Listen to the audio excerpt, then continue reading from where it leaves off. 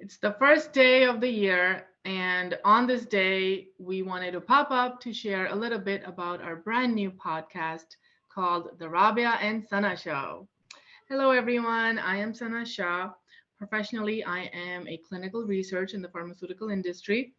And personally, I am a mentor for South Asian women who feel stuck in unhappy life situations and don't know how to navigate their way.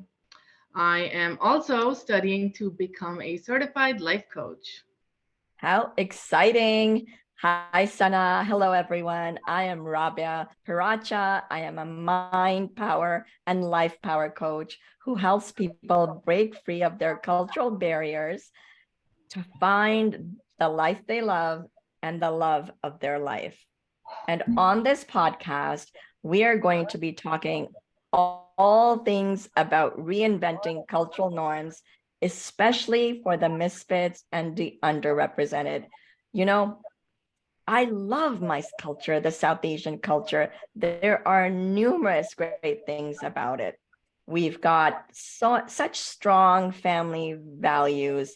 The respect we give to our elders is phenomenal. How we gather at big weddings and dance and have fun, the music we listen to, the arts and craft, and like so many amazing things. But there are some very important things that I really struggle with. I struggle with forced marriages. I struggle with misogyny and male privilege and women objectification. Sometimes it's so difficult for me to understand that. I can't even say it. And, you Mhm. know, it really makes me think of how important it is to have honest, open, and even critical conversations about these things and the things that are not working. This is just a huge topic that we've got to get into, right, Sana? Absolutely. It is absolutely a huge topic in our culture. And I totally relate with you on those issues that you said, Rabia, and how you are struggle with them. And with something that I struggle with on these things is that these are these cultural issues that we don't even realize most of the time that we are following them.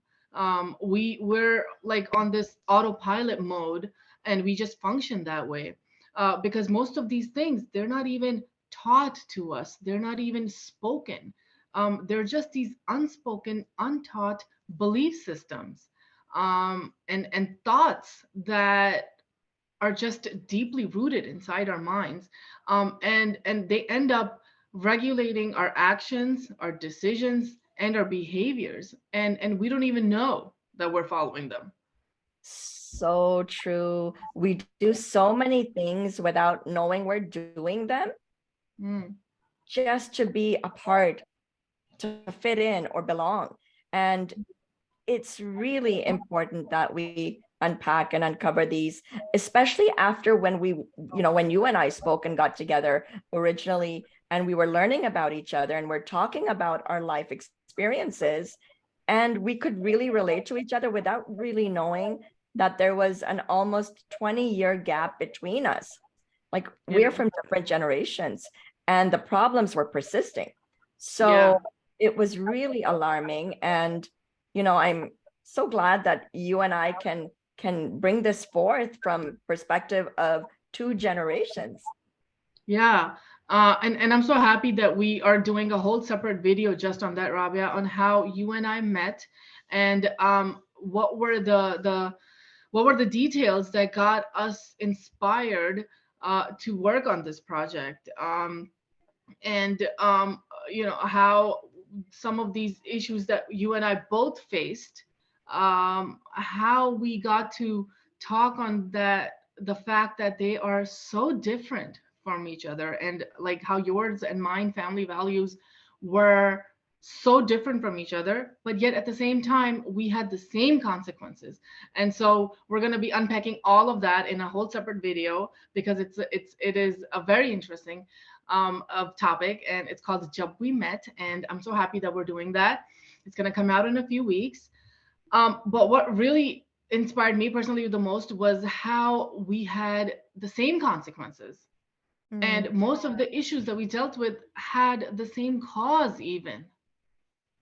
Yeah, the reason why we took our decisions the way we took them were Mm. so similar, yet our life experiences were so different, and the outcomes were almost the same. So just, complex. This is such a complex topic and subject that we are getting ourselves into, which I'm excited about as well. But I think it's so important, in spite of all what we've said up until now, it's so important that we deliberately seek change to prevent these same problems from reoccurring over and over, generation after generation. And I just remember that a few years ago, I asked someone, they had a daughter that was about 16, 18, and they were looking already for a spouse for her. And I asked the mother, I said, do you want your daughter to have the same life that you did? And she said, no, yet we make the same decisions over Mm. and over again, perpetuating the same problems. Yeah. But come on, Rabia, you know how hard it is. I don't even know if the word hard, um, if the word hard sums it up. It is almost impossible to deal with these challenges. Forget about overcoming. It is so hard to take those first steps. I know for me personally, taking that first step was so hard. So, I mean, we both have been there. We first-handedly know how hard it is, right? Mhm. Because we dealt with all of these issues, and we passed through each of these challenges, and we know how hard it was. For sure, Sana, nothing in life is really easy. And it takes a lot of courage. These behaviors that have been ingrained in our culture and have become normalized have just become the normal way to be. And in spite that, and at the same time, we are fitting into the problem because they're so deeply ingrained in us.